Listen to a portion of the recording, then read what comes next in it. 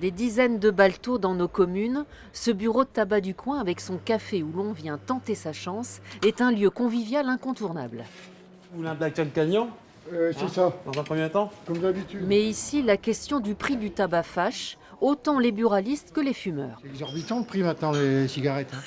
La conjoncture n'a jamais été aussi difficile, avec un paquet de cigarettes toujours plus cher, entre 12 et 13 euros. C'est beaucoup trop et ça tue, ça met en péril notre profession. Aujourd'hui, il faut se rappeler que l'État s'accapare 82% du prix du paquet de cigarettes. 82%, c'est quelque chose de considérable. Les industriels aussi s'en accaparent une partie et il reste à peu près 8,35% net pour le buraliste. Le buraliste ne touche que 60 centimes d'euros par paquet. En plus, comme les prix sont élevés, les ventes diminuent en volume. J'en fume 3 paquets par mois, quoi. Mais ça fait déjà 55 € pour 3 paquets. Hein. Mais celui qui fume vraiment, ça lui fait une fortune, quoi. Ça veut dire que c'est bon signe sur la santé, l'augmentation du prix du tabac?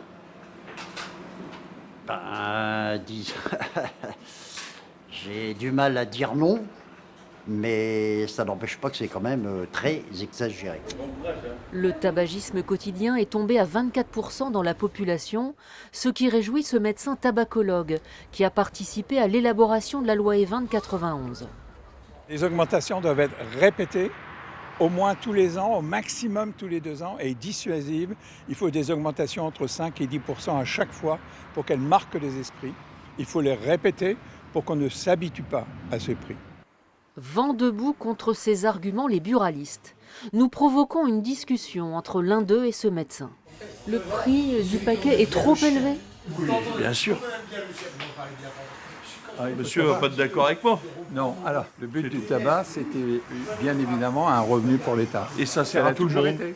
Ça vous fait travailler, ça fait travailler tout le monde. Oui, mais c'est un travail qui n'est pas désiré de la part des médecins. Ils préféraient... Oui, mais s'il n'y a plus de cancer, s'il n'y a plus de tout ça, vous ne travaillez plus, monsieur. Ah, si. Il y a de plus en plus de trafic. Alors, qui ne compense Qui viennent jamais du Luxembourg. la baisse.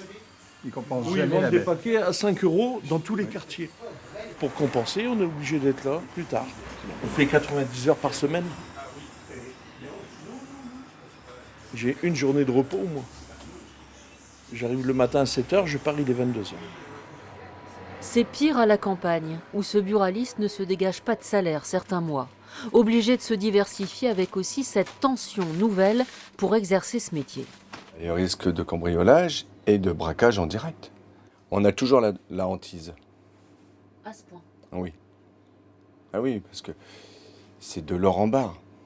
Vous achetez un paquet de cigarettes chez nous, vous le prenez à 13 €, il va être vendu au marché noir pour 5 € qu'ils n'ont pas acheté.